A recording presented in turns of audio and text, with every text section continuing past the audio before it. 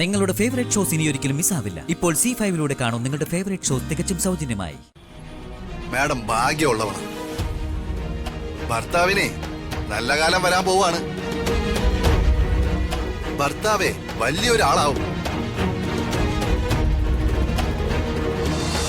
Madam, ഇങ്ങനെ ദേഷ്യപ്പെട്ട് വീടിനകത്ത് കയറി പോയാ അച്ഛനും അമ്മയും എന്ത് വിചാരിക്കും? വേറെന്ത് വിചാരിക്കാൻ?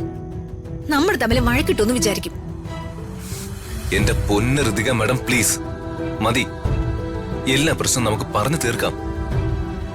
ഇതങ്ങനെ പറഞ്ഞു തീരുന്ന പ്രശ്നമല്ല രാജു. നീ മനസ്സ് വെച്ചാലേ ഈ പ്രശ്നം തീരൂ.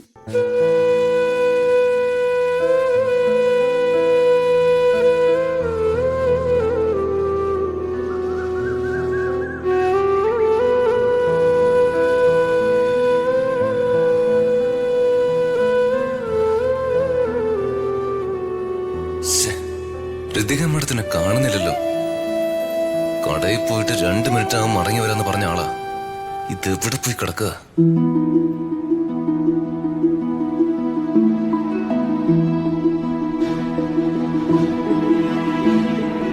മാഡം കൈ നോക്കി ഭാവി പറയും. മാഡം വേണ്ട. മാഡം ഭാവി മാത്രമല്ല, ഭാവിയും ഭൂതവും എല്ലാം പറയും. സോറി, വേണ്ട.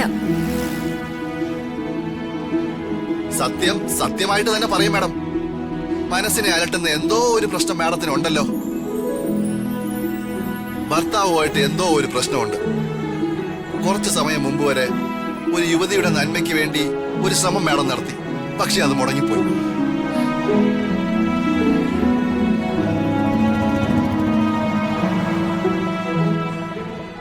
ഞാൻ പറഞ്ഞത് കറക്റ്റ് അല്ലേ മാഡം? അതെ. അതാ ഞാൻ പറഞ്ഞത്. സത്യം മാത്രമേ ഞാൻ പറയൂ. കൊട്ടാരത്തിന്ന് കുടിലേക്ക് എന്ന് പറയുന്നത് പോലെ പിന്നെ മനസ്സിന്റെ വലിപ്പം കൊണ്ട് അവിടെ കഴിഞ്ഞങ്ങ് പോകുന്നു. ഇനിയും പറയാൻ ഒരുപാട് കാരണങ്ങളുണ്ട്. ഞാൻ ഇതുവരെ പറഞ്ഞത് കള്ളമാണെന്ന് തോന്നുന്നെങ്കിൽ മാഡത്തിന് ഇപ്പൊ തന്നെ പോവാ. അല്ലെങ്കിൽ ഒരു ചെറിയ ദക്ഷിണ തന്ന ബാക്കി കാര്യം കൂടെ ഞാൻ പറയാം. ശരി, പറഞ്ഞോളൂ. ആദ്യം ദക്ഷിണ എത്രയെന്ന് പറഞ്ഞു. ഒടുവില് വലിയ തുക ചോദിച്ചാ ഞാൻ തരില്ല. അയ്യോ, എത്ര ആയാലും സാരമില്ല. അതിപ്പോ 50 ആയാലും 100 ആയാലും കുഴപ്പമില്ല. 10 രൂപയായിരുന്നാലും സാരമില്ല. ദൈവകാര്യം പറയുന്നതിന് തുക നിശ്ചയിക്കാൻ പാടില്ലല്ലോ മാഡം. ഇയാള് നല്ല കൈനോട്ടക്കാരനാണെന്ന് തോന്നുന്നു. എന്തായാലും ഒന്ന് നോക്കിക്കളയാം. രാജു ലേറ്റായ കാരണം ചോദിച്ചാ വഴിയിലൊരു കൈനോട്ടക്കാരനെ കണ്ട് കൈ നോക്കിച്ചെന്ന് പറയാം.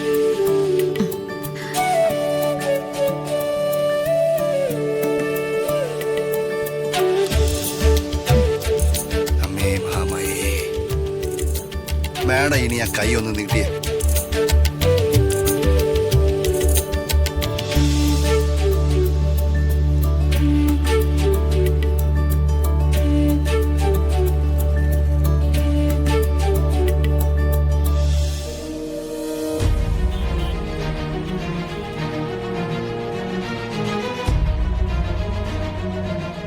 ഭാഗ്യമുള്ള കൈയാണല്ലോ മാഡം. ഇപ്പൊ ഒത്തിരി കഷ്ടപ്പാടൊക്കെ ഉണ്ട്. പക്ഷെ എല്ലാം മാറും. മാഡം ഭാഗ്യമുള്ളവണ്. ഭർത്താവിനെ നല്ല കാലം വരാൻ പോവാണ്. ഭർത്താവേ വലിയൊരാളാവും.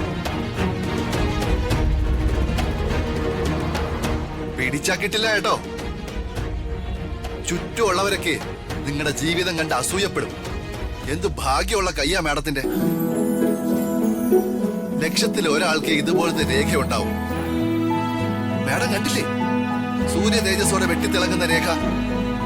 ആ ഒരൊറ്റ രേഖ മതി എല്ലാ സൗഭാഗ്യങ്ങളും വരാൻ. അതിന് തൊട്ടടുത്ത് മറ്റൊരു രേഖ കണ്ടില്ലേ? നിങ്ങൾക്ക് ജനിക്കാൻ പോകുന്നതേ ഒരു ആൺകുഞ്ഞായിരിക്കും. സൂര്യ തേജസ്സുള്ള ഒരു ആൺകുഞ്ഞ്. കണ്ടില്ലേ രേഖ? മാഡം അതിനടുത്ത് മറ്റൊരു രേഖ കണ്ടില്ലേ? ഇതിനടുത്ത് വേറൊരു രേഖ കണ്ടില്ലേ?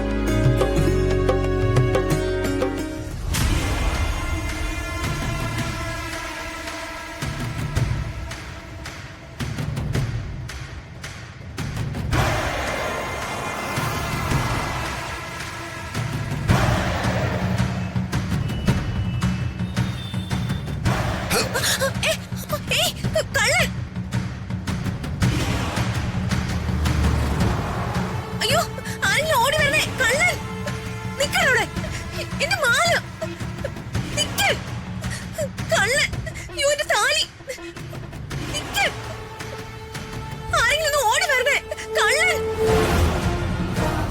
ഏയ്, അയ്യോ, നിക്കവിടെ. മേഡം എന്താ? രാജു, എന്റെ താലിമാല പൊട്ടിച്ചോണ്ട് പോയി. മേഡം ഇവിടെ നിൽക്ക്, ഞാൻ പോ.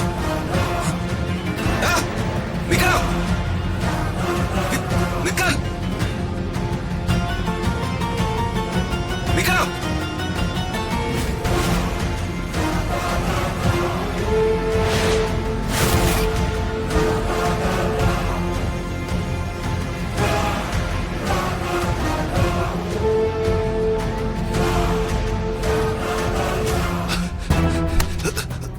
അയ്യോ.